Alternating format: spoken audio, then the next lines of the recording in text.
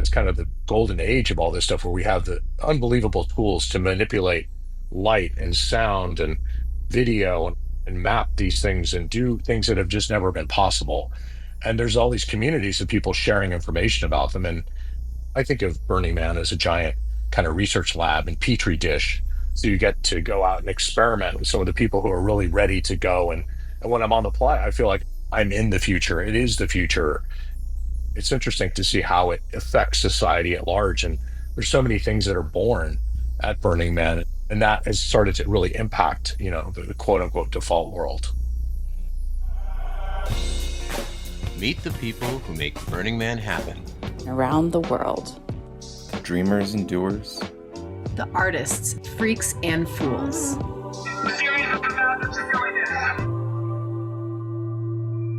Burning Man Live. Hey everybody, it is Burning Man Live. Again, I'm Stuart Mangrum, and my guest today is, I have to say, a pioneering Burning Man artist whose work has gone way, way, way past the playa at this point, all around the world, behind ginormous illumination projects that probably everyone has seen, like the Bay Lights in San Francisco, like the Illuminated River in London, and it all started out on the playa of the Black Rock Desert a few seasons ago. Calling in from Brooklyn, New York. Welcome, Leo Villareal. Thank you so much. I'm really honored to be here. It's great to have a chance to chat. Cool. All right. Well, I want to start at the very beginning. I know you've told this origin story a lot of times, but I think most of our listeners have not heard it. But there you were, 1997. You'd been to a few burns, and you wanted to make your tent visible at night when you were coming back from wanders. Well, I just gotten so lost in years past in the early days. And I started going in 94. There were no streets, and there was only the Burning Man and a few thousand people in tents. So it was, interesting for me to be able to get lost as a 20-something-year-old and have to find my way around in this new kind of space. But I found it also fascinating. I thought this is amazing and so cool to be in this new kind of space. And I decided to create a beacon for myself in 97. And that's kind of where it all started for me. And what did you use to make that beacon? I'm thinking that the whole lighting technology that we take for granted now is still pretty primitive at that point. I think it was before Arduino controllers or any of that stuff, right? Yeah, it was pretty early on. I had gone to the interactive telecommunications program at NYU, where I'd gotten deeply into programming and microcontrollers and all sorts of things. And this is also there weren't a lot of LED light fixtures at all. So I was using strobe lights like xenon strobes, Oh, wow. which are great because they had, great visibility and punch. And I took a basic stamp microcontroller and programmed it in BASIC back at NYU in the physical computing lab. And I put all the strobe lights in these Tupperware containers, thinking about the dust and all the things that could possibly happen on the playa, and put the microcontroller in another Tupperware box with all these wires coming out. And this is pre 9/11, so no issues with the TSA. But nowadays, this thing looked pretty scary to transport across the country and bring out to the playa. And I got some chicken wire and put it up on top of my motorhome and mounted these lights. And it was really a huge surprise to me, the visual impact that this had. And it went way beyond just being a beacon for myself and my neighbors. And it got me thinking about light sculpture as a form, as a way that I could connect what I've been studying with technology with light, which is so primal. Yeah, it's hard to explain to people how dark it used to be out there at night, right? In my first years, I've been going about as long as you have. I tell people the only light was car headlights, fire, or that one annoying guy with the headlight, it's like shining it in your eyeballs. I think around the same time, Blue Light District earned their name by putting a blue light bulb on top of a pole outside their camp for the same reason, but not nearly as interesting. So I want to get a little geeky about the technology here because it's changed so much since then. I'm just curious what what else you had to innovate, what else you had to learn as it came out. How does the technology change for light art? Well, I mean, it's been explosive. I'm really just grateful to the community. I mean, the community at NYU, Dan O'Sullivan, who pioneered this idea of physical computing and breaking things apart and voiding the warranty, making them do things they weren't intended to do, perfectly meshed with the kind of culture of making on the playa. And Burning Man has always attracted sort of mad scientist type. So I love the generosity and people sharing. And it wasn't like, oh no, this is mine and I'm not going to, it's proprietary, this and that. It's like, no, let me jump you ahead 10 steps. And here's how I did it. And here's how you can do it. So I feel like that's been something really wonderful. It used to be, over time, I started getting access to LEDs and they were very exotic at that point. And as things have become more and more available, it's been fantastic. And not only that, it's kind of the golden age of all this stuff where we have the unbelievable tools to manipulate light and sound and video and map these things and do things that have just never been possible. And there's all these communities of people sharing information about them. And I think of Burning Man as a giant kind of research lab and petri dish. So you get to go out and experiment with some of the people who are really ready to go. And when I'm on the play, I feel like I'm in the future. It is the future. It's interesting to see how it affects society at large. And there's so many things that are born at Burning Man. And that has started to really impact, the quote unquote default world. Any examples you can think of off the hand? I mean, I can think of a lot of more modern, recent light art that's blown my mind. I'm thinking of, for instance, Lake of Washington's two moons. Remember the fake moon that freaked everybody out, and all the stuff that Studio Drift is doing? I don't know. Do you see other exciting, interesting, innovative type stuff happening out there still? Every year, I mean, I go to Burning Man to get kind of reprogrammed and, I feel like I need it creatively because now I spend year round creating light sculptures in all sorts of cities around the world. And a lot of it is inspired by what I've learned on the playa and a lot of the principles and all of that and bringing it out to a larger audience. But I still feel like this is the kind of primary event and it's a place I go and I unpack what I've learned on the playa all year long. Mhm. For me, I like to work collaboratively when I'm there with my camp. I founded a camp called Disorient in 2001 and we have about 150 campers and it's really like just a giant family reunion where we all get to play and create things for one another. And so yeah, it's really been transformative for me. Yeah, let's go back to that first trip out to the playa in 1994. Now, I know that unlike a lot of Burning Man artists, you actually did go to art school, right? You got a degree in sculpture from Yale and all that stuff. But you weren't working as an artist necessarily at the time. You were in a think tank. Is that what I read? Yeah, so I was an undergrad in sculpture and so art is first. I'd been, my dad, got me an Apple II Plus when I was 13 years old. So Yeah, I I had one too. I yeah. was a little older, So but yeah. yeah, early exposure, and I was doing all sorts of graphics and sound synthesis and crazy things to be doing in the 80s. And I went to college and technology at that point was like really good for like writing papers or something. It wasn't really much creative you could do, but in around 1990 is a year that Photoshop first came out and there was this buzz about Jaron Lanier and VPL and all these things happening with virtual reality. And I found the interactive telecommunications program at NYU, and I went there for 2 years, from 92 to 94, and got fully immersed in all this stuff and had access to these silicon graphics computers. And I was doing VR way back then when it was like a whole other thing. And then I got this internship at Interval Research, which is a lab that Paul Allen had founded on Page Mill Road in Palo Alto. So I went out in the summer of 94 and some friends said, hey, we're going to go out to the desert and burn this thing. And I was like, wow, that sounds completely crazy. And yes, and went and bought a tent and ended up just feeling incredibly lucky to have had a chance to go when I did and with the people I went with. And it was really, really magical. And I guess my realization, was I was trying to do all this virtual reality stuff, but it required more and more, supercomputers and devices and all this. But my realization was I could do a lot with a very simple amount of light and 16 strobe lights, and that could create something that was very elemental and primal in a way, and in a way like inspired by fire and these things that we were seeing on the playa, but in a way like digital fire, and it became like a digital campfire. So I found a way to connect back to sculpture, which is my original interest as an artist, and dealing with computation, but in a way that was very impactful visually and connected back to other light art like James Turrell and Dan Flavin and some of the classic 60s, 70s light and space artists. But this was a new way to kind of to bring people together. And that's really what my favorite thing about my work is it gathers people around and it connects people. And it's really about this communal moment that these things create. And that to me is the most exciting part.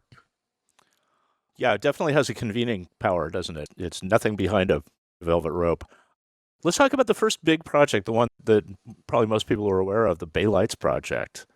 How did that get started? I want to know some of the logistical details too, of how you actually did that, how you raised $8 million dollars and how you got up on that bridge. I've been on that bridge and well, I got arrested on that bridge actually on New Year's Eve of Y2K in a tuxedo, but that's a different story. But I want to hear about how you put that project together. First of all, just tell people what it was and what it looked like. So this actually, all of it all happened pretty much at Burning Man. Ben Davis was out on the playa, and he had been working with the Bay Bridge and a lot of communications and thinking about the bridge and how could it be activated. And Dorka Keene, another friend on the playa, she came to a show. I had a survey show at the San Jose Museum of Art in 2010. And there was a picture of her standing in front of one of my pieces. And Ben Davis asked, "What is that thing behind you? And where are you?" And she said, "Oh, it's a light sculpture. And Leo has this show at the San Jose Museum." And so one thing led to another. And Dorcas said, there's this crazy idea. What would you do with the Bay Bridge as a canvas if you could make something? And I thought, wow, that's an amazing idea. And this probably will never happen. But I spent a few months working in Photoshop and 3D and SketchUp and making an animation, 1 minute animation that I produced. And I said, well, this is what I would do. And sent it off. And Ben started showing it to people at Caltrans and the Bay Area Toll Authority. And they got very excited. And they're not known as a, artist friendly organization, but they were super excited. And they said, well, maybe we can get a permit to do this. And it was a completely crazy idea. And one thing led to another of, well, how would we do it? And, oh, we need to form a nonprofit and we need to figure out how much it's going to cost and all the technical hurdles. We had no idea how hard it would be. And I think it's very much aligned with a lot of the spirit of Silicon Valley and kind of innovative thinking in the West Coast of these crazy ideas. So it ended up being about 2.5 years from initial idea to completion. And we turned it on in 2013, which is pretty much lightning speed when you think about projects of this scale, because it's 1.8 miles long, 525 feet tall. And we put 25,000 lights on the suspender cables of the bridge using zip ties miraculously. I mean, I was shocked that that's a solution that came back. But that's how we did it. And Good old zip ties. Yeah. yeah, and all the work had to be done from 10 p.m. to 5 a.m. because we couldn't obstruct traffic. There's no access on the Bay Bridge, so we had to put out the cones and the police cars and the whole thing. And I mean, it was a really crazy and wild project, but we finally were able to launch it in 2013, and there was much excitement and jubilation. That in a very stormy night in the Embarcadero, it was waves crashing everywhere, but people were out there partying and out on boats, and it was just like we kind of brought the energy of the playa to San Francisco. It was very well received, and it kind of became part of the fabric of the city. Now, how did the technology change? Was it easier, harder? Did you still have to come up with a lot of MacGyver solutions to make it work? Yes, every time we had a 2-year permit, so it opened in 13, and then it came down, and there was an uproar, and people said this has to come back. So we put it back up again.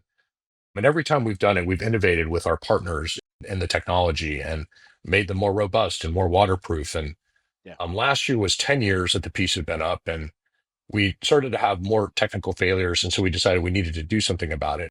We had to shut it down. And now we've raised another $11 million, and we have a whole new product that we've designed. And that's going in sometime this fall. So the Bay Lights will be back up and running, hopefully by the end of the year, and it will be up. It's warranted for 10 years.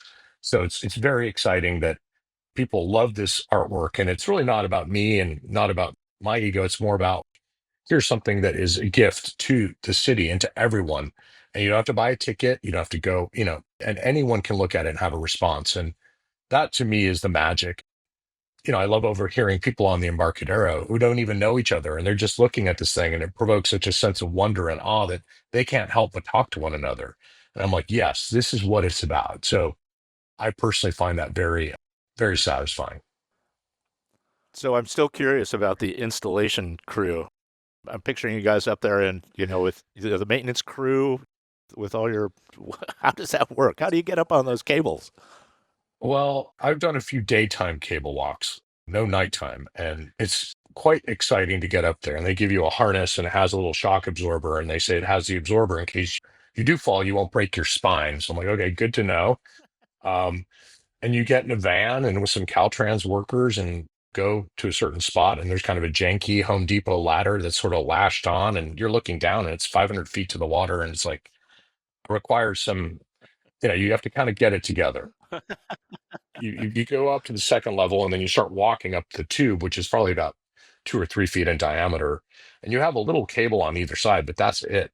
There's not a lot up there, and you're always hooked in with one of the clips. And I was fine in general until Ben started talking about the earthquake of this year and the earthquake of that year, and I'm like, okay, I can do this, but to imagine the entire thing start to move pushed me a little over the edge. But it gave me a lot of admiration for the crews that we had doing this installation for months out there and, whatever weather and hanging a fragile piece of electronics in the middle of the night. And it was really a labor of love. But, I think the thing that made me happiest is that our workers felt a sense of participation. It was communal effort and they came and brought their families to see the work that they had done, which I mean, most of these people are installing, lights on the side of a highway, and they're never going to come show their family that. But this was something really magical, and they really said, "I helped to make this." So I think that really got things going, and the Bay Lights have served as an example for many other cities that want to do these monumental public art projects on this huge scale, and that led to Illuminated River in London, which was an international competition. And again, that was to activate. We ended up with 9 bridges over the Thames, so it was really out of the seeds of the Bay Lights led to this yet another project.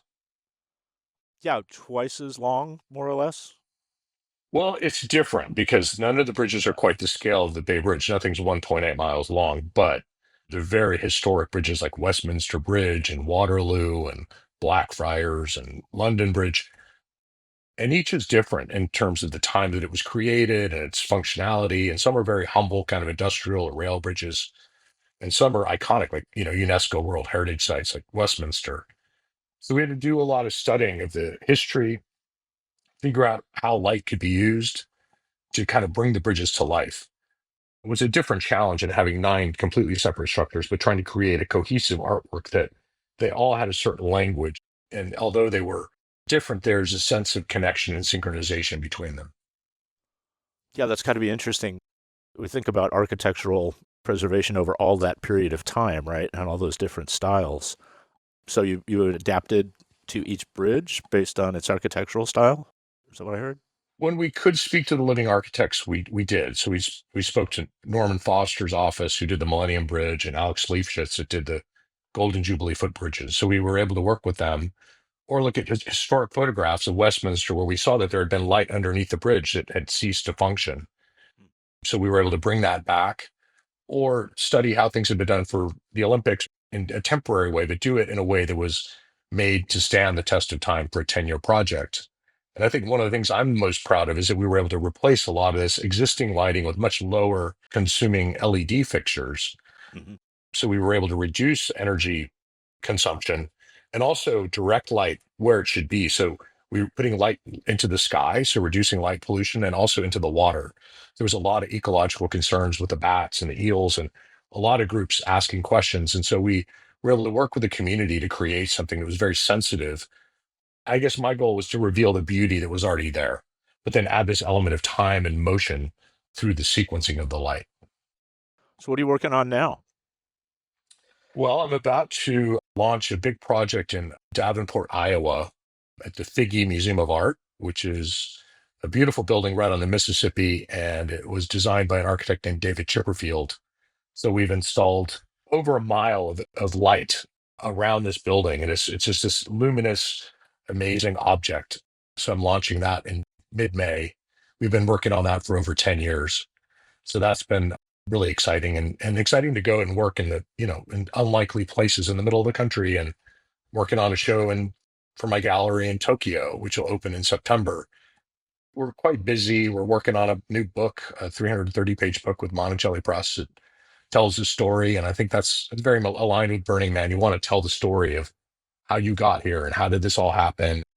So that continues to unfold in yet another form. And really, I guess our goal is to kind of create the inverse wave and try to neutralize a lot of the stuff happening in the world, um, and respond with love and a sense of belonging and inclusion and all the things that these elemental artworks bring out and really bring people together. Because I think it's more important than ever right now. Yeah, I was going to ask you about your work with Burning Man Project. You've been a board member for quite a while here. Does that pretty much sum up why you think it's important to do that work, or tell me more? Well, I was incredibly honored to join the board, and we've had a long relationship with many of the founders. And it's something it's one of the most incredible things in my life that's transformed my path, and anything I could do to help contribute to the organization, I'm so happy to do. And I guess one of my biggest interests is inspiring young people to get involved with art or technology or both. And I think this mission of like bringing what we've learned through the 10 principles out into the world, and that there are thousands of events happening that are inspired by Burning Man is amazing. And the culture is portable from what I've found. So we can recreate this in lots of different places. And I think there's a very deep need for people to connect with creativity and to be making things across the board.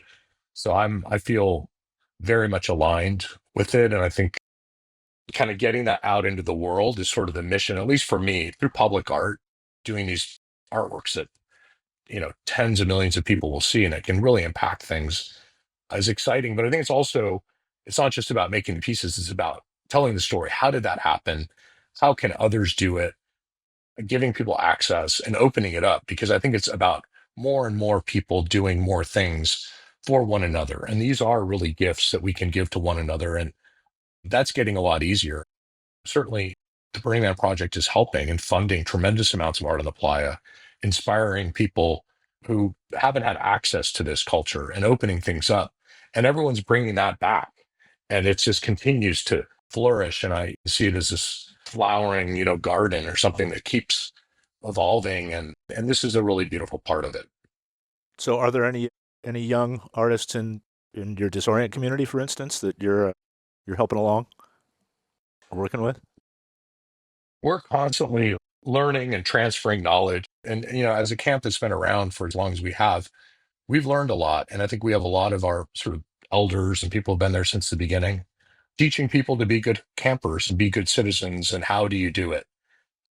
I think that's really exciting to have lots of new energy. And we've spawned, I don't know how many camps, but many, many camps started at Disorient, which we're very proud of and happy to see people go and flourish and to be part of that journey. But I think the openness of it and the rules and the way that we work together is so special and so different than what we see in the day-to-day world. It is critical to help people to learn and pass these things on in whatever way we can. And to keep learning. I had a talk with Kevin Kelly the other day. He said that with technology unfolding the way it does, we're all beginners all the time. If you think you've mastered something, you're fooling yourself, right? So, what are you learning these days? Or what are you exploring? I'm very lucky. I have my studio in Brooklyn. We have 8 people working with me full time, and I have 3D artists and programmers and designers. And I feel like I have the best team in the world. I'm very, very lucky. And a lot of the people that work with me, I met at Burning Man. So it's a great trial. And if they can handle the playa, they're pretty robust. So Yeah. it's a very special group. And that's, we're inventing new things constantly. For over 20 years, we've been designing our own custom software that I use to sequence light. And I exceeded my own abilities pretty quickly coding wise, but I've had good creative coders that have good bedside manner and can help me make the things that I want to make that then I use to make my work. We're also simultaneously making our own LED fixtures or control systems or this or that. And it feels like there's so much to do and it's all wide open. And suddenly we have 3D printers and laser cutters and all these kinds of things that we can make. I guess that's what's exciting for me, is that feeling of, having my own little research lab that I can develop the work that I'm doing and then, have a way to kind of share that with people. So it's in a way mirroring a lot of what I learned way back when and recreating that. So I read one review that called you an LED Rothko. How do you feel about that? Well, I always feel like I'm artist first. And that's one thing that I often caution people about is the technology is so dazzling. It's very easy for it to kind of take you on this trip and suddenly you're making something that isn't, you kind of lost yourself in the dazzle and the seduction of the technology. So I think keeping it in check, I'm, humbled to be described in that way. And I think a lot about art, and I was really inspired by a lot of other artists. And I'm always thinking, well, how do I, what is a Rothko algorithmically? And I made several pieces inspired by that idea. Oh, wow. It's different from Rothko because, he was using pigment and I'm using photons and I'm using also dealing with time. So it's a Rothko over time. But trying to understand the rules of a Rothko, like what is it? Like, what are the rules? And I've applied that thinking to a lot of other artists. And it's been quite interesting. And thinking about the future is like so, there's so many new things happening with, generative art and purely code-based works and things that continue to evolve. And it feels like projection has gotten, the quality of the projection is amazing. And it feels like things are really hitting their stride in a wonderful way that will allow for a lot to happen. So I'm personally very excited and optimistic, and I hope that more and more people will be inspired to create more and to get out there in cities and activate. And there's a lot of things that need activation. And oftentimes I'm asked to think about a connecting link between the east and west buildings of the National Gallery in Washington, D.C., for instance. It was very dark. And well, what would I do? And there we put in 41,000 LEDs. And through that transformation, it took that space and it really just completely altered it. So I think that's the magic and the possibility that we have is to take this default world and find ways of activating it through these kind of simple gestures. And instead of trying to recreate everything from the ground up, we can take a lot of what already exists. And through these just slight little moves, we can make unbelievable things happen. So I hope that, many more will join me on that mission. Well, there's certainly so much more now than there was when all this started out, right? And so many affiliated spin out. You mentioned projection mapping, but also drones. Lots of ways of putting light in places that were dark before are pretty exciting. I also see a little bit of an affinity to, I don't know if you agree with this, but to Christo in the way that you take large public spaces and completely transform them. Absolutely. And Christo wrote me a very nice letter of support for the Bay Lights, which I appreciated because here he was, the master of these monumental public art projects in the gates in Central Park, and he, even though our work is quite different, he saw the value of it and extended himself. And I think that's always been motivated me. Like, what can I do for other artists, and how can I help in the way he helped me? That's really important. And we made a documentary about the Bay Lights called Impossible Light, which is available. And if people want to know the nitty gritty of how it happened, it's all the behind the scenes. And I think that's important to break it down. And the other part of this is the idea of patronage and being able to connect with people who want to enable ideas. And in a way, the art world is going through a lot of disruption right now. And there are whole new ways of working, which I think certainly Burning Man has pioneered a whole new system. And I think there's a real momentum to all of this. So I think we're in an exciting moment. I agree. That's super exciting. I did an AI search on light art, and I came up with Thomas Kincaid. So I'm not going to compare you with Painter of Light. That would definitely not be flattering. Yeah. So Burning Man is still a part of your life. You've been every year since you started going. It obviously must mean a lot to you. What does it mean to you personally or to the world? Well, I see it as it's the intimacy, the connection, the ability to really try things out and the newness of it. I would always come back from Burning Man and get upset that the streets were where they were and everything was so static and everyone in New York is wearing their funereal garb. And it's just like, this sucks. We need to change this. Once you get in that mindset of everything is there because someone brought it or made it, then it's kind of mind blowing. And you see the scale at which that's happening.